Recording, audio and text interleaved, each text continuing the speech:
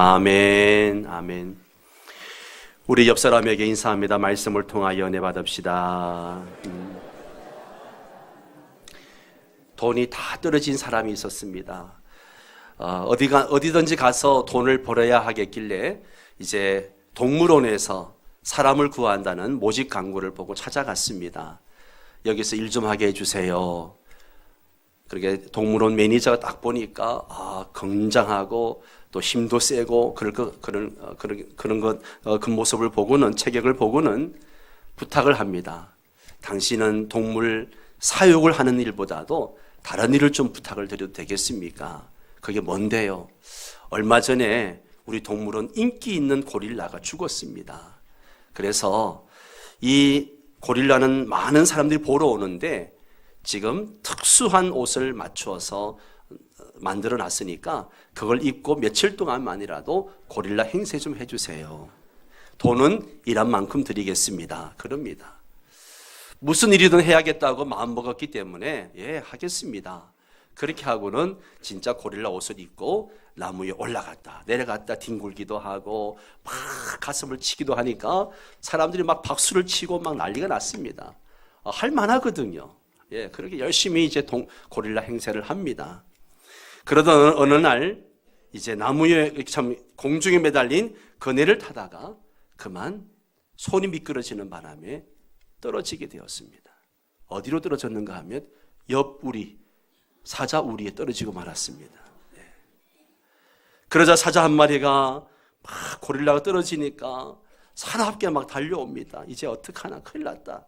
사람 살리라고 소리 지르면 들통이 날 것 같고, 그래서 그냥 뒷걸음질 치면서 고릴라 사자 우리를 벗어나려고 막 이제 뒷걸음질을 칩니다.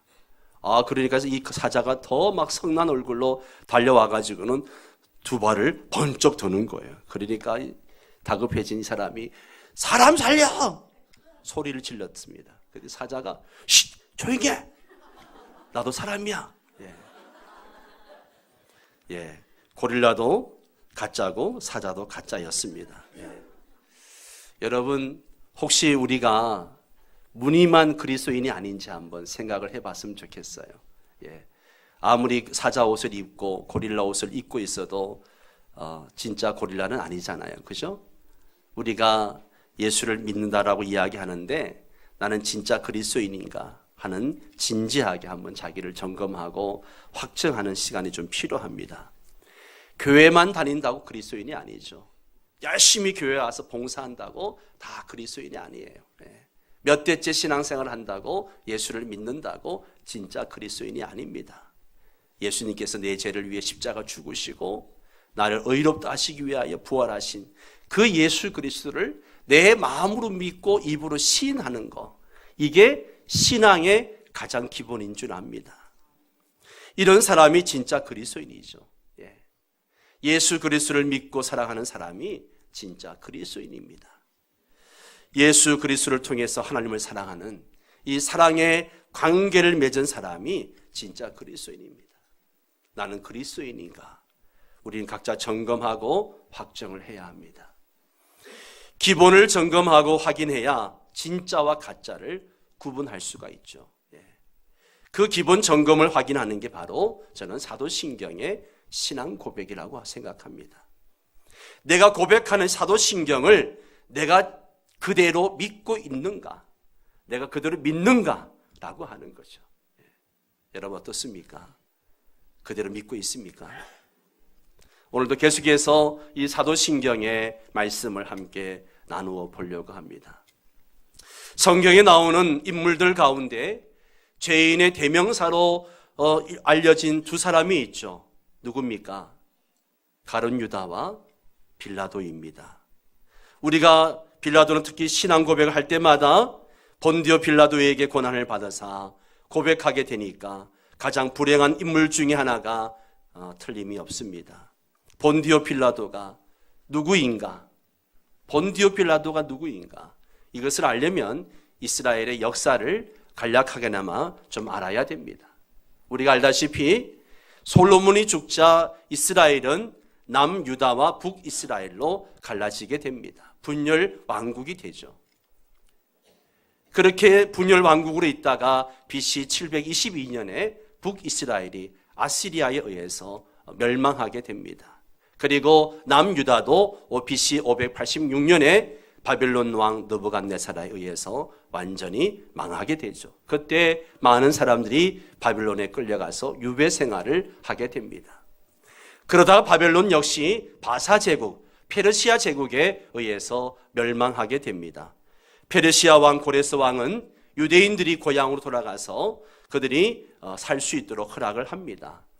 그때 돌아온 대표적인 사람이 바로 에스라와 느헤미야입니다. 이들은 돌아와서 성전을 재건을 하고 이스라엘 회복을 열심히 꿈꾸었던 그런 인물들입니다.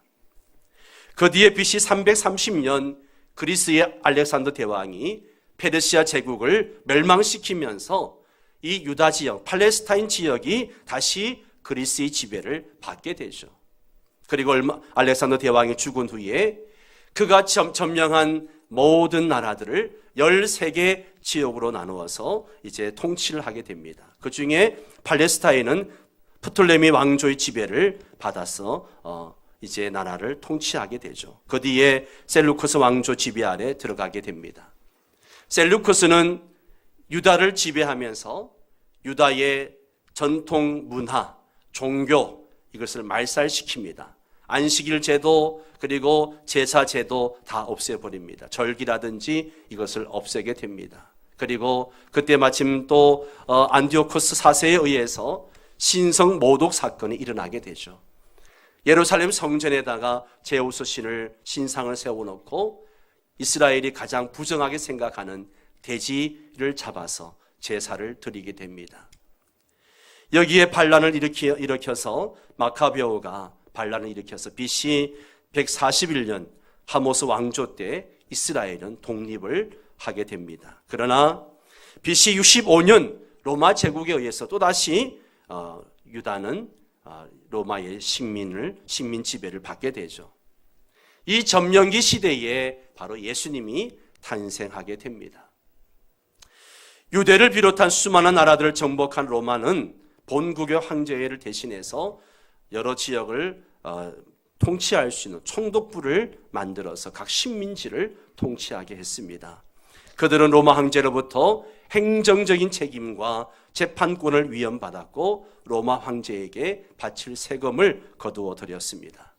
그 중에 한 명이 바로 빌라도입니다. 그는 수리아라고 불리는 이 팔레스틴 전부를 총괄하는 그런 총독이었습니다. 유대는 그 중에 일부였다는 것이죠. 빌라도는 AD 26년에서 36년까지 꼭 10년간 수리아 총독으로 재직을 하게 됩니다. 또 로마의 황제는 각 나라마다 왕을 인정해 주었습니다. 물론 로마 황제의 승인 하에 인정을 해주는 거죠. 이때 유대 왕이 된 사람이 누군가 하면 바로 헤롯 왕입니다. 그리고 왕 밑에 의회를 두었습니다. 오늘날 국회와 같은 것이죠. 72인으로 구성된 공회, 사내들인 공회라고 이야기하죠. 그래서 로마 제국은 각 나라마다 정치와 종교에서 일정 부분 자치권을 허락해 주는 것을 보게 됩니다. 그런데 유대인들과 관련된 대부분의 일들은 왕과 사내들인 공회에 의해서 처리하고 해결할 수 있었지만 그들이 할 수 없는 일이 하나 있었습니다. 그것은 바로 죄인에 대한 사형 결정만큼은 할 수가 없었습니다.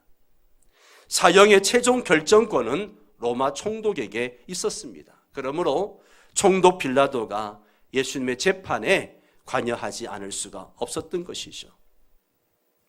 빌라도에 대해서 조금 더 말씀을 드리면 로마 제국의 식민지 중에서 가장 까다로운 식민지가 바로 유대였습니다. 왜냐하면 특수한 종교의식 때문에 그들은 다른 어떤 곳에 대해서도 배타적이고 더군다나 이 종교적인 마찰이 일어날 때는 목숨 걸고 싸우는 사람들이기 때문에 정치적인 입장에서 보면 아주 골치 아픈 지역이죠.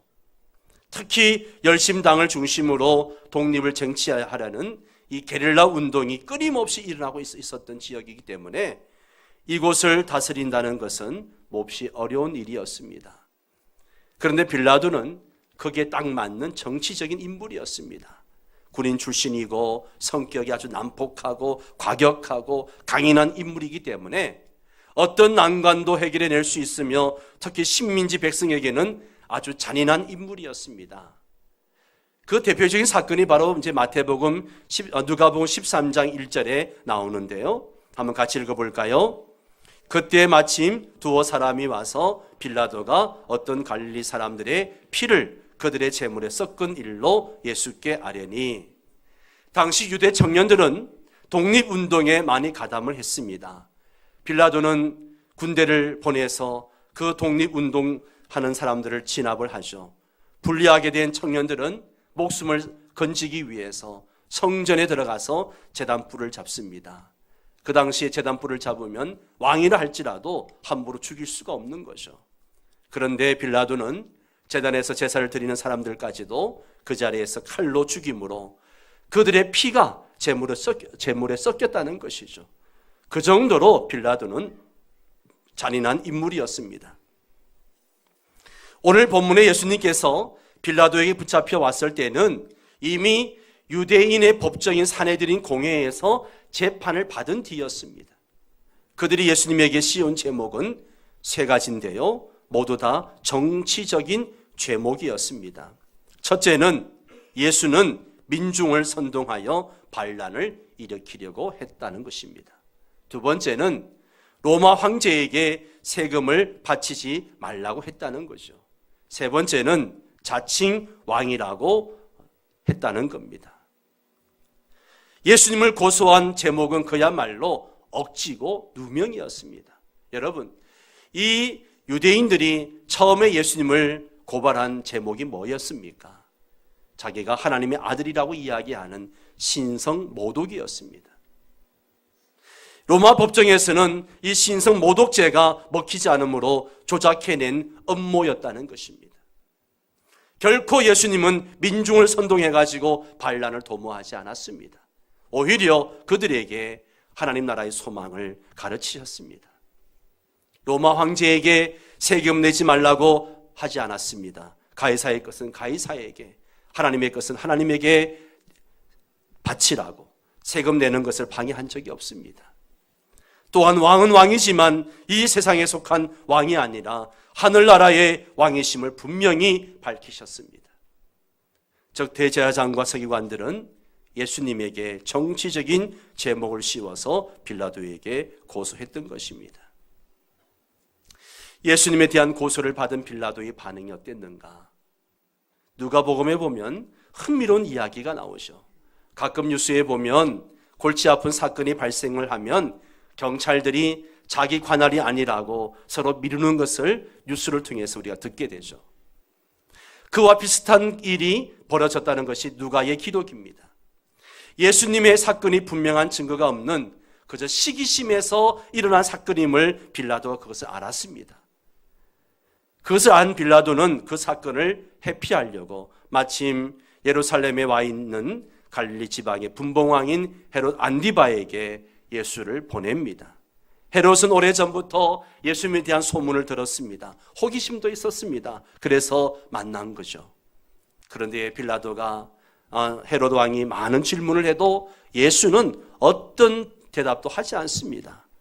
호기심에 충족이 안 되는 거죠. 그러니까 다시 이 예수를 조롱하고 모욕한 뒤에 유대 땅에서 일어난 문제이니까 자기 소관이 아니라 그러면서 빌라도에게 다시 보냅니다.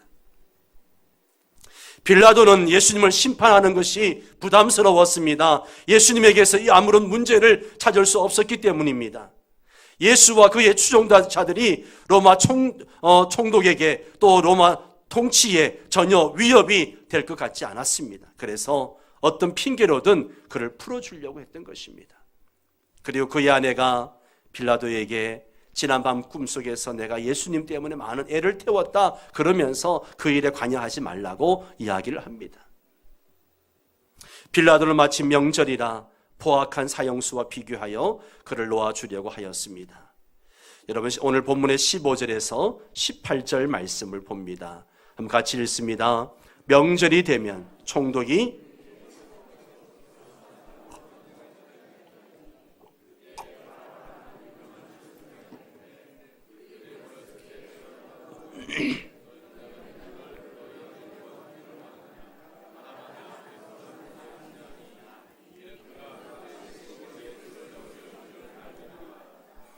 사실 이것부터가 빌라도의 큰 잘못입니다. 죄인이 아니면 그의 죄를 무죄로 석방을 해줘야죠. 일단 죄인의 누명을 뒤집어 씌워놓고 석방하려고 하는 것은 있을 수 없는 일입니다. 그의 이러한 교활한 생각은 오히려 더 큰 화를 불러일으킵니다. 그들의 반응이 빌라도의 기대와 달랐던 것이죠. 20절부터 24절까지 또 교독해 봅니다. 제가 20절 읽습니다. 대제사장들과 장로들이 무리를 권하여 바라바를 달라하게 하고 예수를 죽이자 하게 하였더니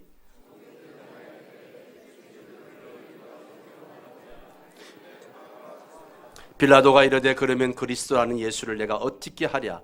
그들이 다 이르되 십자가에 못 박혀야 하겠나이다.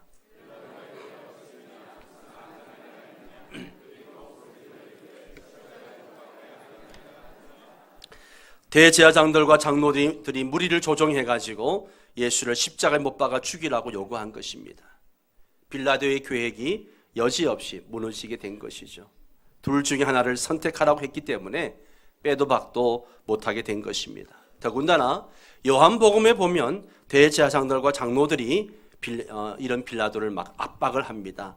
요한복음 19장 12절 말씀 보십시오. 이러함으로 빌라도가 예수를 놓으려고 애썼으나 유대인들이 소리질러 이르되 이 사람을 놓으면 가이사의 충신이 아니니이다. 무릇 자기를 왕이라 하는 자는 가이사를 반역하는 것이니이다. 예수를 놓아주면 황제를 반역하는 것이 된다. 우리가 황제에 고발하겠다라고 이야기합니다. 이것은 총독에게는 가장 위험한 그런 협박인 것이죠. 빌라도는 결국 물을 가져다가 손을 씻으면서 이렇게 말하죠. 24절에 빌라도가 아무 성과도 없이 도리어 밀란이 나르는 것을 보고 물을 가져다가 무리 앞에서 손을 씻으며 이르되 이 사람의 피에 대하여 나는 무죄하니 너희가 당하라. 사랑하는 성도 여러분, 아무리 손을 씻었다 할지라도 그가 책임을 면할 수 있을까요? 없습니다. 예수님의 무죄함을 알고도 그를 놓아주지 못한 죄를 지은 겁니다. 실제로 예수님을 십자가에 못 박아 죽게 한 것은 제사장, 서기관, 바리새인들, 율법사, 장로들로 구성된 사내들인 공회의 음모에 의한 것이었습니다. 그러기에 유대인들이 예수를 십자가에 못 박은 것이죠. 빌라도는 나는 이 사람의 피에 대하여 무죄하다 주장을 했습니다.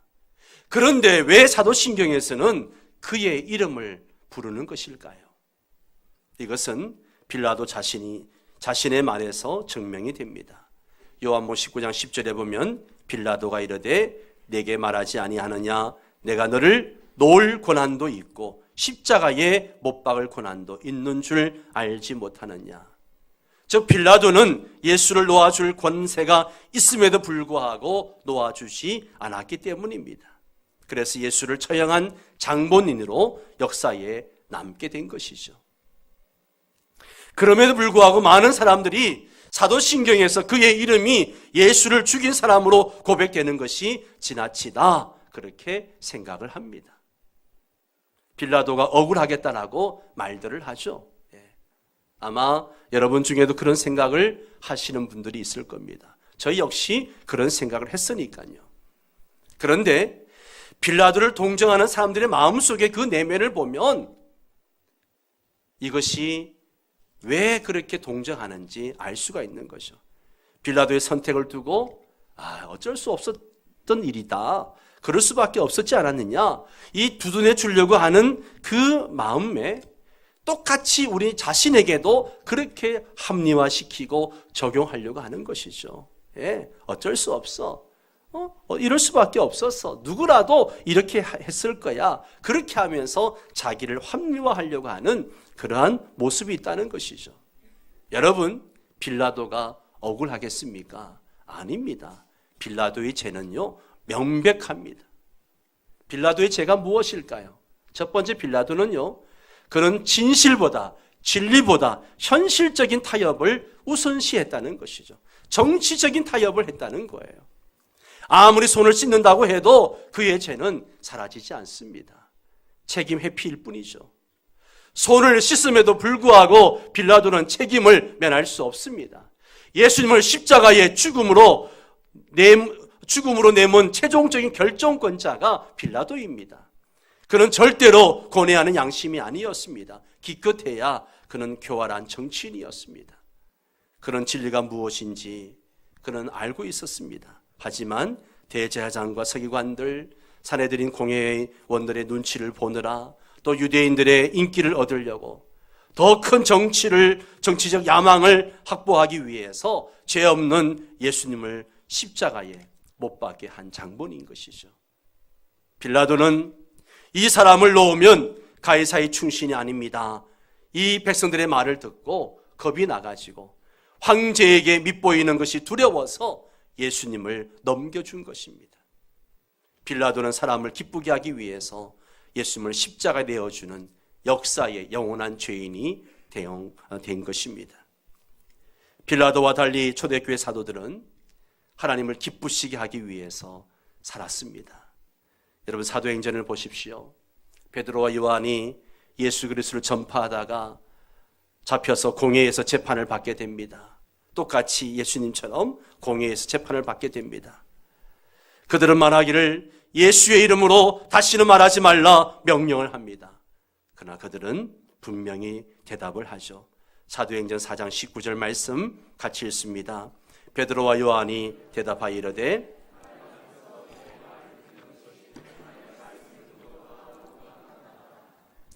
후에 또 베드로가 감옥에 갇혔다가 다시 공회에 잡혀 서게 됩니다. 그때도 똑같이 대답을 하죠. 사도행전 5장 29절 같이 읽습니다. 베드로와 사도들이 대답하여 이르되 사람보다 하나님께 순종하는 것이 마땅하니라. 아멘. 5장 41절에 보면 사도들은 그 이름을 위하여 능력받는 일에 합당한 자로 여기심을 뭐하면서? 기뻐하면서 공회 앞을 떠나니라. 베드로와 사도들도 하나님 말씀을 우선하고 하나님을 기쁘시게 하는 삶을 살았습니다. 사도 바울은 사람들의 소리에 귀를 기울인 것이 아니라 하나님의 소리를 듣고 행동한 사람이죠. 갈라디아서 1장 10절을 같이 읽습니다. 이제 내가 사람들에게 좋게 하랴, 하나님께 좋게 하랴, 사람들에게 기쁨을 구하랴. 내가 지금까지 사람의 기쁨을 구하는 것이었다면 그리스도의 종이 아니니라. 아멘. 또 데살로니가전서 2장 4절에 보면 오직 하나님께 옳게 여기심을 입어 복음을 위탁받았으니 우리가 이와 같이 말함은 사람을 기쁘게 하려 함이 아니요 오직 우리 마음을 감찰하시는 누구를? 하나님을 기쁘시게 하려 함이라. 아멘. 사랑하는 성도 여러분, 우리도 사람을 기쁘게 하고 사람의 말을 듣기를 힘쓴다면 빌라도와 같이 타협하고 그리고 그릇된 길로 갈 수밖에 없습니다. 잠언서에 보면 사람을 두려워하면 무엇에 걸린다고요? 올무에 걸리게 되거니와 여호와를 의지하는 자는 안전하리라. 할렐루야. 그렇습니다. 그러므로 먼저 하나님의 말씀을 듣고 사람을 기쁘게 하기보다는 하나님을 기쁘게 하는 그런 성도 여러분 되시기를 바랍니다. 두 번째 빌라도의 죄는 무엇입니까? 무지입니다. 무지. 빌라도는 자신의 무지 때문에 예수님을 십자가에 못 박게 넘겨준 것이죠. 요한복음 18장에 보면 진리가 무엇이냐 하는 질문을 합니다. 그런 진리가 무엇인지 몰랐기 때문에 예수님을 유죄 판결한 것입니다. 그가 만일 진리를 알고 그 진리의 주체 되신 예수님이 어떤 분이신지를 알았다면 그는 결단코 백성들의 요구에 응하지 않고 예수님을 처형하지 않았을 것입니다. 총독 자리에서 밀려나는 일이 있더라도 바로 알았더라면 예수님을 내어주지 않았을 거예요. 그러면 빌라도의 이름은 천대만대에 이르기까지 그의 이름이 영화롭게 전해지게 되고 하늘 영광과 상급이 컸을 것입니다. 한순간의 선택 때문에 빌라도는 그렇게 죄인으로 추락한 것을 봅니다. 바울도 처음에는 예수님을 몰랐습니다. 진리를 몰랐어요. 그러므로 예수 믿는 자를 핍박하고 잡아들이는 그것이 믿음이고 그것이 하나님의 일인 줄 알았습니다. 그래서 그는 스데반을 돌로 쳐 죽이는데 앞장섰습니다. 그러나 예수님을 만나고 진리를 깨닫고 난 다음 그는 예수님을 위해서 죽기까지 충성하는 사람이었습니다. 진리를 알기 전과 진리를 알고 난 다음에 그의 삶은 180도 바뀌었습니다. 그러므로 우리는 다른 것은 몰라도 예수님, 이 진리만은 바로 아는 성도들 되시기 바랍니다. 무지는 곧 죄이고 무지는 죽음과 직결되는 거예요. 내가 사랑하는 조선이란 책에 보면 의료 선교사 모레이 선교사가 함흥에 있는 재해병원에서 근무할 때 한밤중에 12살 먹은 애가 배가 아프다고 배를 움켜쥐고 병원을 왔어요. 보니까 맹장염입니다. 심하지도 않고 또 밤이라 수술하기도 어렵고 그래서 아침에 수술하기로 하고 어머니한테 어머니 이 아이에게 아무것도 먹여서는 안 됩니다. 절대 먹여서는 안 됩니다. 당부를 했습니다. 그리고 아침에 자고 나서 수술 전에 다시 한번 엄마한테 확인하죠. 아이한테 아무것도 안 먹였습니까? 예, 안 먹였습니다. 엄마 말을 듣고 수술을 합니다. 수술이 끝나고 환자가 들것에 실려 입원실로 옮겨지고 있는 사이에 마취에서 깨어나기 시작합니다. 그때 환자 입에서 바발들을 토해내기 시작합니다. 어떤 바발들은 기관지로 들어가서 호흡을 곤란하게 했는데 소녀는 완전히 깨어나지 않았기 때문에 이 바발을 뱉어낼 수가 없는 거죠. 그러다가 기도가 막혀 그 아이가 죽었습니다. 모레이 선교사는 부모님을 책망했습니다. 어째서 아이에게 밥을 주었단 말이에요. 내가 주지 말라고 그렇게 당부하지 않았습니까?